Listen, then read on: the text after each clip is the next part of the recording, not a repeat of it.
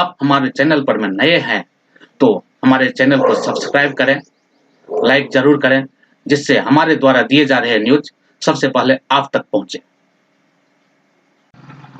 अगर आपकी भी कोई समस्या हो, आपके आस-पास, आपके गाँव, आपके शहर की कोई समस्या हो, प्रशासनिक अधिकारी या जनप्रतिनिधि से आपकी भी कोई शिकायत हो, तो आप पूरी जानकारी के साथ हमें पूरा विस्तृत ब्यौरा भेजें। हम आपकी पूरी मदद करेंगे, प्रशासनिक अधिकारी तक, जनप्रतिनिधि तक आपकी बात पहुँचाएँगे और आपकी समस्याओं को दूर कराने का पूरा-पूरा प्रयास करेंगे। एनसीसी के बिहार झारखंड निदेशालय के अवर महानिदेशक मेजर जनरल एम इंदिरा बालन ने कैडेट को दी एनसीसी को वैकल्पिक विषय बनाए जाने की जानकारी और कैडेट से विचारों के आदान प्रदान किए, कैडेट्स के विचार जाने और कैडेट्स के मन में जो भी शंकाएं थी उनका उन्होंने समाधान किया। आइए देखते हैं करमटोली चौक स्थित एनसीसी कैंपस में कार्यक्रम की एक झलक।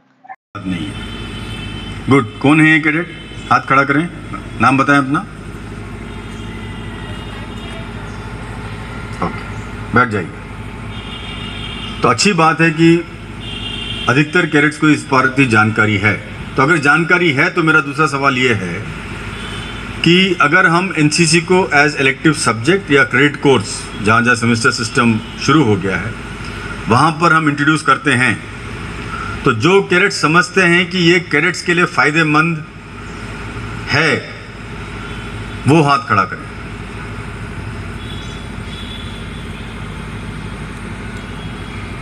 डाउन। अब वो कैडेट हाथ खड़ा करें जो समझते हैं कि ये कैडेट्स के लिए फ़ायदेमंद नहीं है। मैं उनको ज़रूर सुनना चाहूँगा क्योंकि वो मेरे लिए ज़्यादा इम्पोर्टेंट है। भाई कई कैडेट्स हैं इसमें जिन्होंने हाथ खड़ा ही नहीं किया पिछली बार। वो क्या है? बीच में है। हाथ खड़ा कीजिए जो समझते हैं कि ये कैडेट्स के लिए फ़ायदेमंद नहीं है।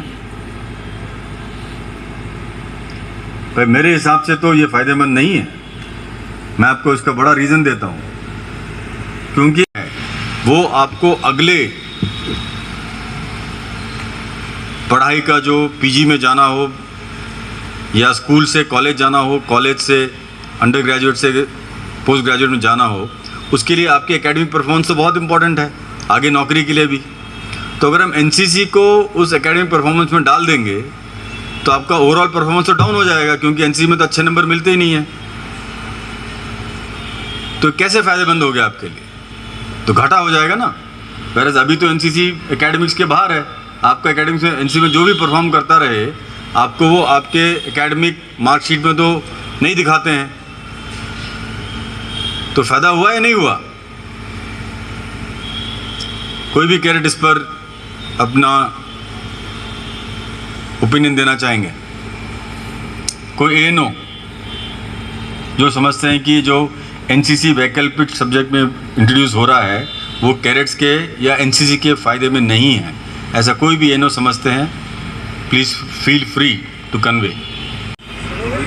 रोहित राज, आप सीटीओ हैं, बोलिए रोहित। मास्क नीचे कर लो ठीक से। मेरे हिसाब से इसमें दिक्कत आएगी कि अभी जो लोग हैं इसमें पास वो अपनी मर्जी से या अपने इच्छा से इसमें है।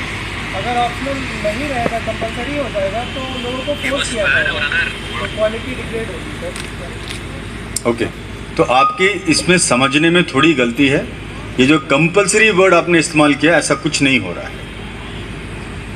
इलेक्टिव सब्जेक्ट के रूप में, जैसे कि आप आज के डेट में अगर आप बीएससी साइंस ले रहे हैं डिग्री साइंस में, तो अगर आपको क्रेडिट कोर्स में समझिए 120 क्रेडिट कायम लेने हैं 3 साल में, उसमें से अगर आप फिज़िकल एजुकेशन चुनने के बजाय एनसीसी चुनना चाहें तो चुन सकते हैं।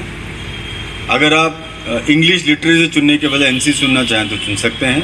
तो कंपलसरी नहीं है, पर जो कैडेट एनसीसी चुनेगा उसके लिए ये इलेक्टिव सब्जेक्ट कंपलसरी है। तो ये सबके लिए नहीं होगा, उन्हीं के लिए होगा जो एनसीसी चुनते हैं। तो आपका ये जो डाउट अब क्लियर हो गया?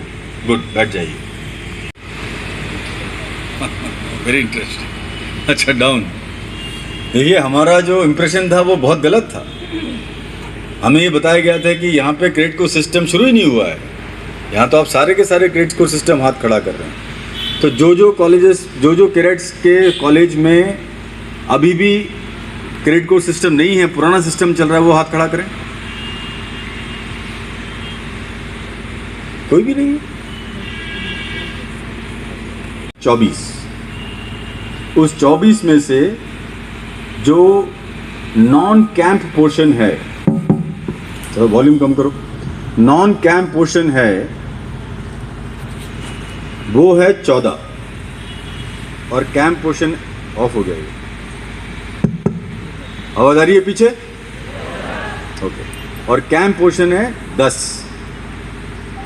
तो ये तो जब इनिशियली हमने इसका फॉर्मुलेशन किया था तब ये प्लान किया था। अब कोई भी कैडेट, क्योंकि आप लोग ने इसको सबसे ज़्यादा, आप लोगों के ऊपर इसका इफेक्ट होने वाला है, तो आपने मुझे बताना है कि आपके विचार से कितना मैक्सिमम क्रेडिट होना चाहिए एक सेमेस्टर में, और टोटल क्रेडिट्स एनसीसी को 3 साल में कितना देना चाहिए, दूसरा सवाल।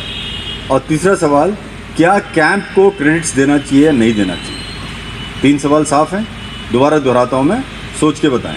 पहला, एक सेमेस्टर में एनसीसी को कितना क्रेडिट होना चाहिए, टोटल एनसीसी को कितना क्रेडिट होना चाहिए 3 साल में क्रेडिट स्कोर, और कैंप को क्रेडिट देना चाहिए या नहीं देना चाहिए। जो भी कैडेट आंसर देने को तैयार है हाथ खड़ा करें। गुड, बोलिए। एक ही सवाल का जवाब देंगे आप, कोई भी एक। पहले नाम बताओ। सीनियर अंडर ऑफिसर नितिक्षा कुमारी। मेरे हिसाब से पर सेमेस्टर 12 क्रेडिट बांटना चाहिए। पर सेमेस्टर 12? वो तो भयंकर हो जाएगा भाई। तो 6 सेमेस्टर तो 12 × 6 72, तो बाकी तो कुछ पढ़ोगे नहीं यहाँ फिर। अगर 4 सेमेस्टर में बांटे तो 6 के हिसाब से, और फिर सर कैंप्स भी रहते हैं, तो इस वजह से कैंप्स और ड्रिल क्लासेस होकर के हैवी हो जाएगा। हाँ, सेमेस्टर जो फर्स्ट ईयर में जितना पढ़ाई होता है सर, वो उतना लास्ट के 2 ईयर में कवर नहीं हो पाता। हाँ। क्योंकि फिर कैंप्स स्टार्ट हो जाते हैं। नहीं, आप मेरे सिंपल सवाल का जवाब दीजिए। मैं मैथमेटिक्स का सवाल पूछ रहा हूँ, इंग्लिश का नहीं। मेरा सवाल है, फर्स्ट सेमेस्टर में आप क्या समझते हैं मैक्सिमम क्रेडिट कितना होना चाहिए? 1, 2, 3, 4, 5, इसमें जवाब दीजिए। फर्स्ट में 4 होना चाहिए। सेकंड में? तो फर्स्ट में 4 होगा तो आपको एक सेमेस्टर में समझिए 16 से लेके 21 क्रेडिट लेने हैं एक सेमेस्टर में, ऐसा ही है? Yes. तो उसमें 4 क्रेडिट एनसीसी को देने को तैयार हैं आप? Yes sir. और कोई कैडेट?